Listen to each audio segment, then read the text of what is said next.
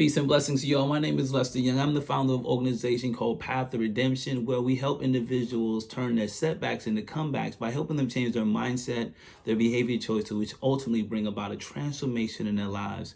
I would just like to congratulate you all for completing your class, your certifications today. Just congrats. Just wanted to tell you, brothers, man, that you are the controller. You control the destiny, your own individual destiny in that environment. You control that. You're the master of your own fate. No one is the master of your fate other than you. And how do you become the master of your own fate?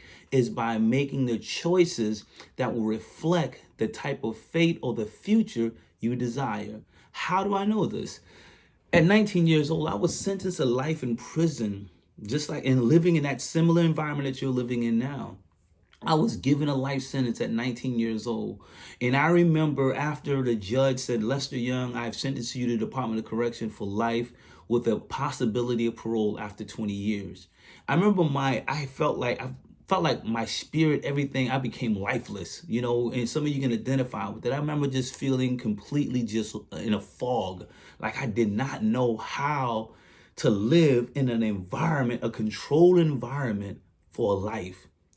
So as I went through this period, I remember I went through the first phase of my incarceration in self-denial, and I'm going to be sharing with you all the book that I wrote called The 5 Stages of Incarceration, because this is the whole premise of this book, was sharing the lessons I learned serving life to help others bring about true redemption in their life while they're serving time. So my first 3 years of incarceration, I'm pretty sure that you can identify with this. The first 3 years of my incarceration, I lived in denial about all of the core issues that led up to my incarceration.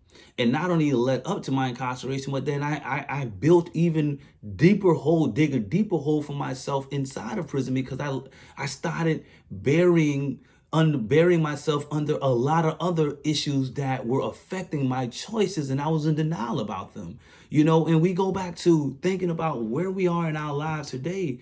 We have to really look back and acknowledge that we have to begin to address some of the core behaviors and beliefs that we have that led to the incarceration, that led to the poor choices, that led to even inside of the prison environment, you still living self-destructive. So transformation cannot truly come about until an individual begin to break down or do a deeper dive into themselves through self-reflection and introspection, begin to look at themselves, examine that man in the mirror, and try to understand what are those behaviors that led to this incarceration or led to this circumstances in your life. Begin to address that, brothers. Begin to honestly address that. Don't allow the prison environment to control or dictate how you should live. You are the master of your own fate, and you control that by the choices in which you make. Every morning that you wake up, you control the destiny, not the prison guards, not the prison staff, not the guys in prison with you. You are the controller or the master of your own fate by the decisions in which you make. And I remember once I realized that I was the control of my own fate, meaning everything that I do, I controlled how I respond to it. That was the game changer for me. And I just wanted to encourage you that look deep within yourself, begin to address those areas of self-denial, begin to address the areas of anger, know and understand that most of our anger inside of those environments is not because of the external things around us and the people, right? Sometimes our anger, it stems from something way deeper within.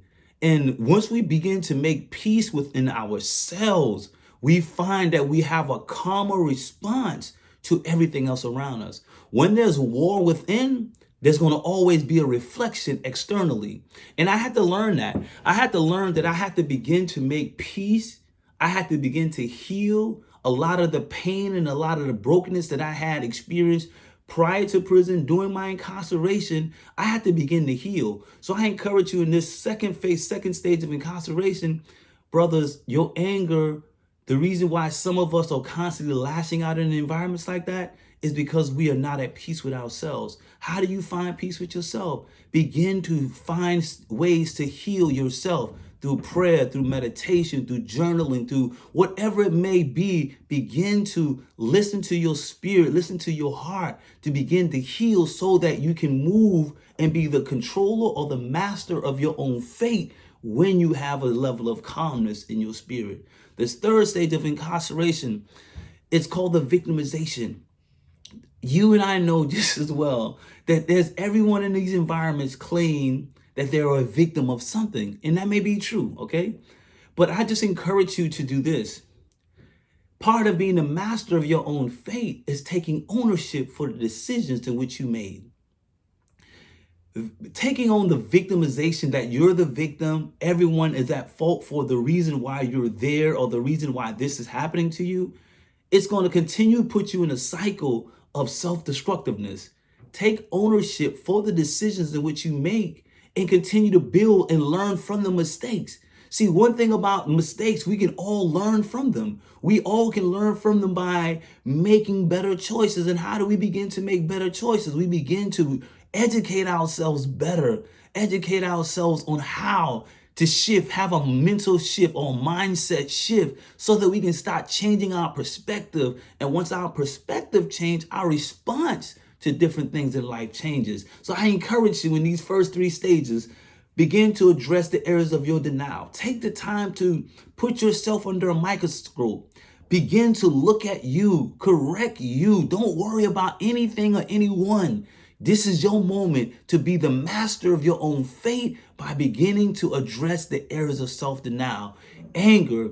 Know and understand that it's nothing around that is going to affect you if you have peace within. Begin to find an inner peace that will allow you to thrive and continue to grow and continue to find that purpose in your life in spite of your circumstances.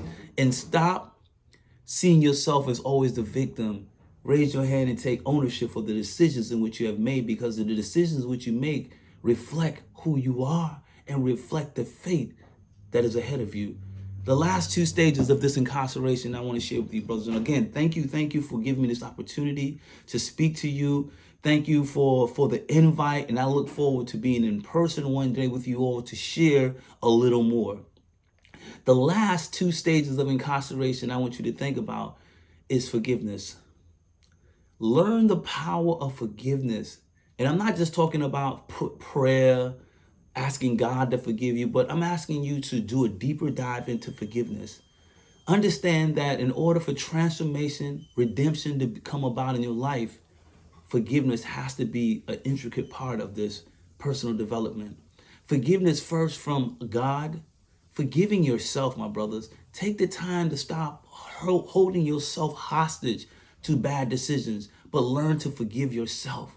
What I did when I was in prison serving life, I remember taking a journal out every morning, every night, and I would write letters to myself about forgiveness. I encourage you to write a letter of forgiveness to yourself. And after that, every night, every day, write something that you love about yourself. Because all of that helps build your self-confidence, build your self-image, your ability to just be a more peaceful person. And the third I meant is write a letter of forgiveness in a journal to those who you have harmed. One of the things that I used to do, I used to sit down and think about people who I intentionally hurt in the past. And because of my pride, it prevented me from telling them that I was sorry. But part of transformation in my life, I realized that I had to begin this process of dropping my pride and my ego and saying, could you please forgive me for the wrong that I've done? So I challenge you, if you have people in your space or you're still in contact with people you have hurt, begin to ask people to forgive you for the mistakes that you have done. But most importantly, my brothers, and lastly, learn to forgive others who have harmed you. Learn to cleanse your heart of resentment. Learn to remove that bitterness from your heart. Because all of those things will keep you in bondage, keep you incarcerated in an emotional, spiritual, and psychological way. Your freedom, your physical freedom, and your emotional freedom is priceless. So you should never allow anything or anyone to hold you hostage in that environment. So free them by forgiving them. Lastly, in this stage of incarceration, transformation. Transformation is what every person aspire or desire inside of this environment. Brothers, your transformation, it's possible if you make the efforts now you have made in this program. Continue to make the efforts towards maintaining, I use the word maintaining, transformation, because I know that there's periods in prison where individuals go, they experience a level of transformation, a change of heart. But what happens when they go back to different environments, meaning different units inside of the prison, they stop back hanging with the same people that they were hanging with before. These individuals begin to suck all of the positivity out you. So as you guys are beginning this journey, this new journey of your incarceration, a new journey after completing these various programs that you have been participating in, be very selective of those who you bring into your circle after this. Prison, we know that prison, there are many people in prison that seeks to drain you of any positivity. One of the most powerful things that I was able to do in prison that allowed me to stay strong for 22 years in prison and stay focused was I was very selective in the people that I surround myself with, even the environments in which I participated in. So with that being said, my brothers, I don't want to take up too much of your time. I just wanted to say thank you for the invite. Man, move forward. Speak to your counselor, get me your information. I'll personally send you a copy of my book, my second edition book, The 5 Stages of Incarceration. I will personally send you a copy of this. Once your counselor send me your information, I'll mail it directly from the publisher. You can get this book, you can read it, because inside of this book, there's various lessons that I'm sharing with you. This book has transformed lives inside of that environment, has transformed my life. I'm a personal testimony of the power of this book. So I would love to gift you all for completing this program. I want to gift you with this book. So make sure I get the information to be able to send you this, because this will be my gift to you, because I believe in you. I believe that you can do what needs to be done to transform your life. And one day you'll become an author of your own book that you'll be speaking to someone else about the lessons you learned that help them transform their lives. With that being said, man, you guys have a blessed day. I look forward to talking to you again. Happy holidays. Stay positive. Stay focused. Remember, you are the controller of your own fate by the decision in which you make. Peace.